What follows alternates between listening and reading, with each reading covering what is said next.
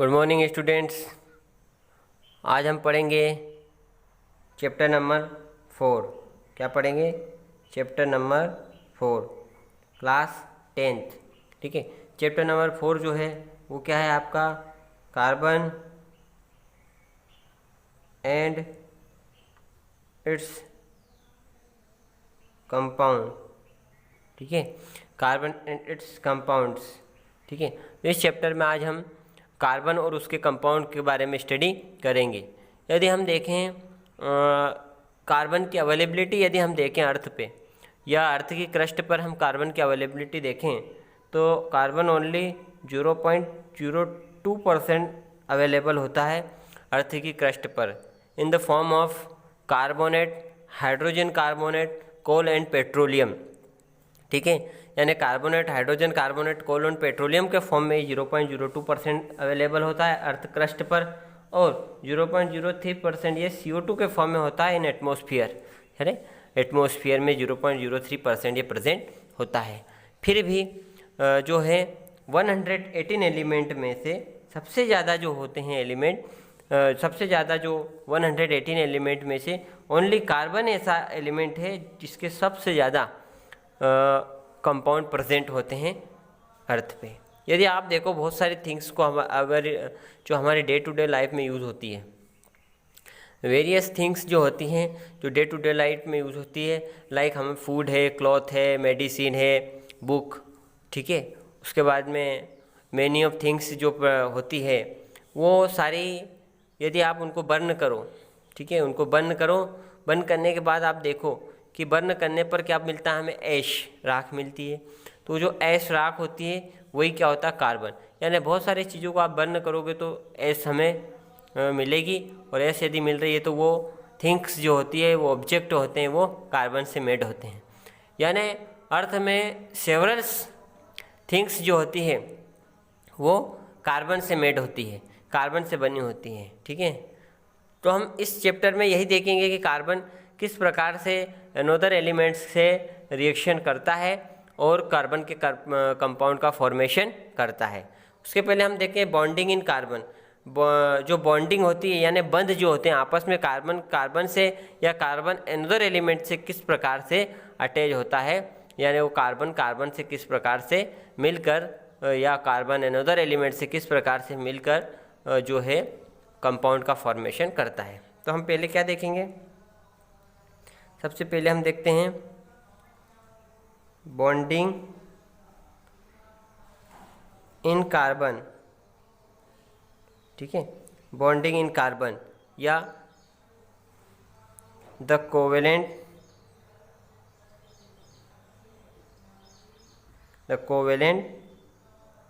Bond. ठीक है, the covalent bond या बॉन्डिंग ऑफ कार्बन हम देखेंगे।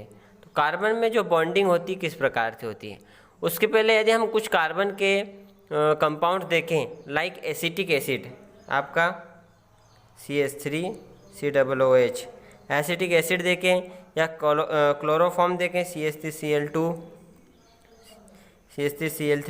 क्लोरोफॉर्म देखें, या एथेनॉल देखें C2H5OH, या मेथेन को यदि हम देखें CH4, तो ये सारे जो कंपाउंड होते हैं इनका melting and boiling point very low होता है। ठीक है, बहुत कम इनका मेल्टिंग पॉइंट होता है as a compare ionic compound like sodium chloride. ठीक है, इसका जो बॉइलिंग पॉइंट होता है या मेल्टिंग पॉइंट होता है वेरी हाई होता है, क्योंकि एक आयनिक यौगिक है, क्योंकि इसमें Na+ पॉजिटिव आयन होता है, क्लोरीन नेगेटिव आयन होता है। इस प्रकार से इनके बीच में जो इनका जो बॉन्डिंग होती है वो बहुत टाइटली होती है, टाइटली बॉन्ड प्रेजेंट होते हैं, और ये क्या होते हैं, इनके बीच में जो अट्रैक्शन होता है वेरी हाई होता है, किसके बीच में? Ionic compound. बट जो जितने भी कार्बनिक कंपाउंड होते हैं उनका जो melting and boiling point very low होता है।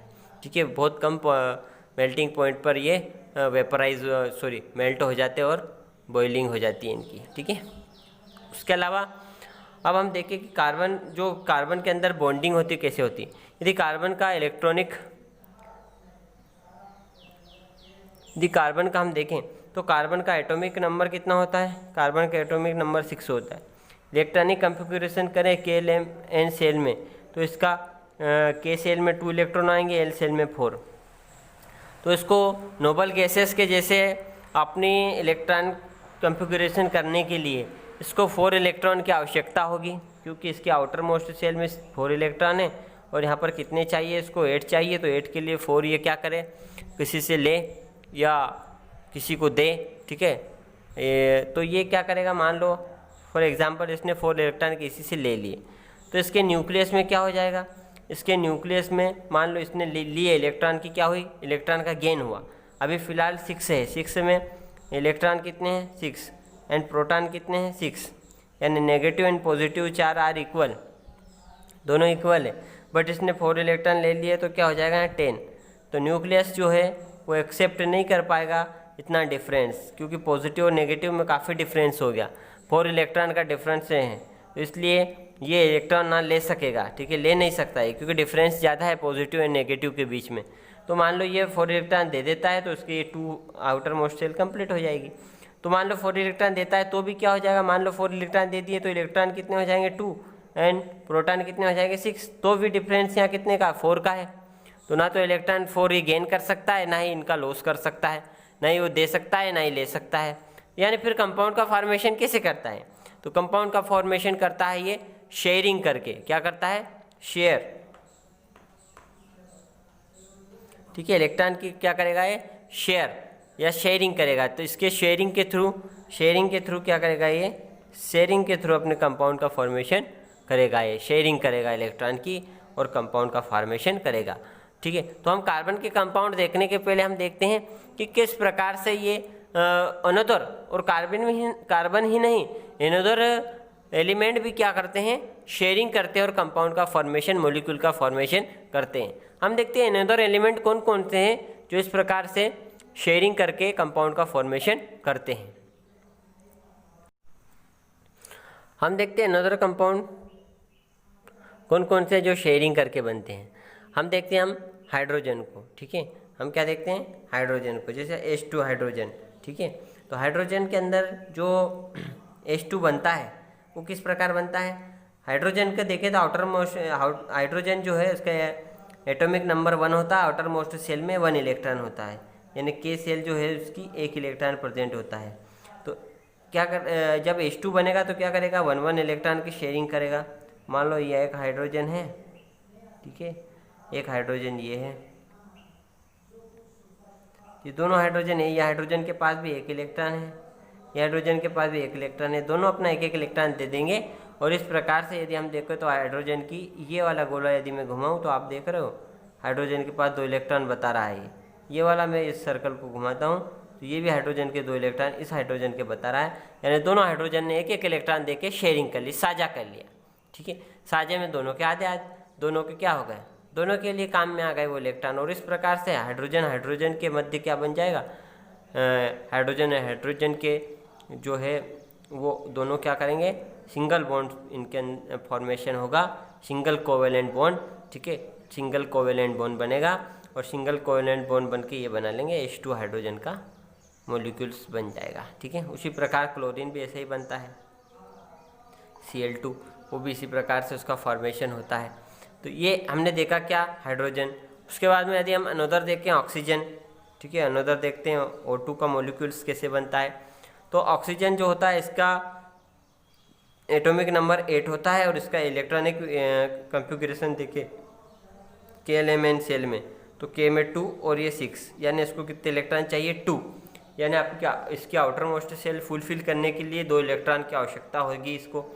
तो क्या करेगी ये, जब O2 से मिलेगा, मान लो ये ऑक्सीजन है, ठीक है, ये ऑक्सीजन है, ये ऑक्सीजन के पास 1 2 3 4 5 6, इस ऑक्सीजन के पास भी 1 2 3 4 5 6, दोनों के पास 6 इलेक्ट्रॉन है। अब दोनों के पास 6 इलेक्ट्रॉन हैं तो ये अब मान लो दोनों मिलकर कंपाउंड बना रहे हैं, ठीक है, दोनों मिलकर क्या बना रहे हैं, कंपाउंड। तो यहाँ पर ये ऑक्सीजन, ये ऑक्सीजन, ये O, इसने भी अपने 2 इलेक्ट्रॉन दे दिए इधर, इसने भी अपने 2 इलेक्ट्रॉन इधर दे दिए, ठीक है। बचे कितने इसके, 6 से 2 गए तो 4 बचे, 1 2 3 4, इसके भी 1 2 3 4। अब देखिए इस ऑक्सीजन के लिए देखें 1 2 3 4 5 6 7 8, यानी ये गोला घुमाऊँ तो 4 ये और 4 ये, 4 ये 4 ये, कितने हो गए 8। इसके लिए भी यदि मैं घुमाऊँ ये तो 4 ये और 1 2 3 4 ये, यानी इसका भी आउटर मोस्ट शेल फुलफिल, इसकी भी हो गई फुलफिल, क्या करके, इलेक्ट्रॉन की शेयरिंग करके। तो इस प्रकार से ऑक्सीजन और ऑक्सीजन के बीच में डबल बॉन्ड बनेगा।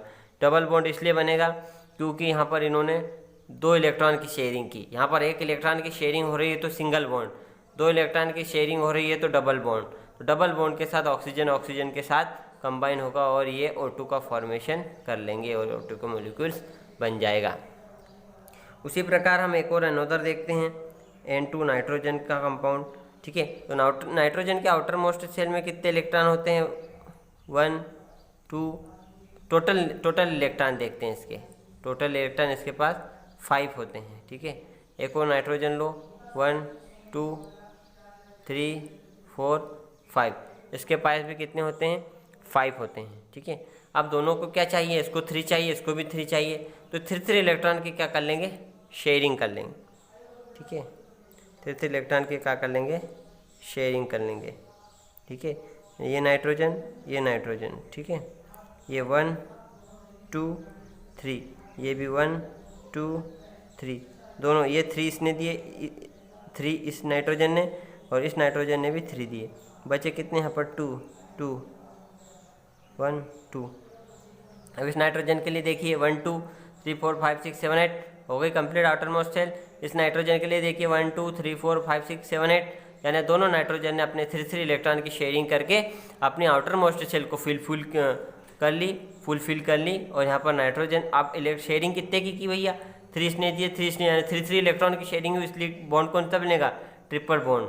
ठीक है, और नाइट्रोजन से ट्रिपल बॉन्ड के साथ कंबाइन होकर ये नाइट्रोजन का मॉलिक्यूल्स का फॉर्मेशन कर लेगा। तो इस टाइप से ये जो है कंपाउंड का फॉर्मेशन होता है। ठीक है, कोवेलेंट कंपाउंड बनते हैं, ये कोवेलेंट बॉन्ड है इसलिए, और कोवेलेंट बॉन्ड से जो कंपाउंड बनते हैं उनको क्या बोला जाता है, कोवेलेंट कंपाउंड। ठीक है, और आगे हम देखते हैं और भी कुछ कंपाउंड देखते हैं हम। ठीक है,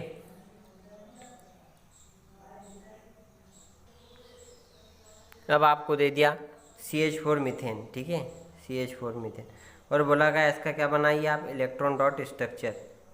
अभी जो हम बना रहे थे वो इलेक्ट्रॉन डॉट स्ट्रक्चर ही थे। ठीक है, इलेक्ट्रॉन डॉट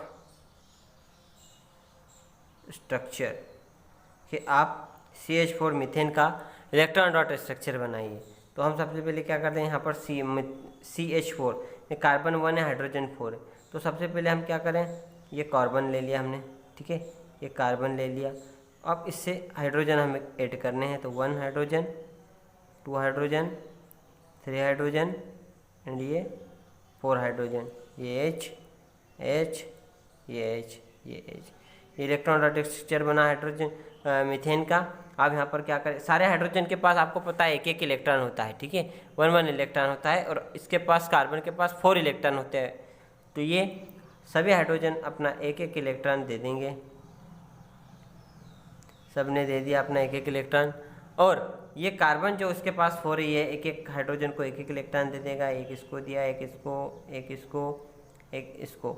इस टाइप से ये प्रत्येक हाइड्रोजन की आउटर मोस्ट शेल कंप्लीट हो गई। इसकी देखो तो 2 इसकी 2 यानी सेटिस्फाई हो गए हैं। अब कार्बन के 8 होने चाहिए, 2 4 6 और 2 8, और ये कार्बन भी सेटिस्फाई हो गया। इस प्रकार से ये इलेक्ट्रॉन स्ट्रक्चर किसका बन गया, मीथेन का। अब इसका स्ट्रक्चर की बात करें तो स्ट्रक्चर कैसे बनेगा, ये C एक इलेक्ट्रॉन शेयरिंग हुई तो H सिंगल बॉन्ड, इधर भी H सिंगल बॉन्ड, इधर भी H सिंगल बॉन्ड, इधर H सिंगल बॉन्ड, ये स्ट्रक्चर बना और ये इलेक्ट्रॉन डॉट स्ट्रक्चर बना। इसको इलेक्ट्रॉन डॉट स्ट्रक्चर कहते हैं और इसको स्ट्रक्चर कहते हैं। तो ये स्ट्रक्चर इलेक्ट्रॉन डॉट स्ट्रक्चर यहाँ पर मीथेन का है।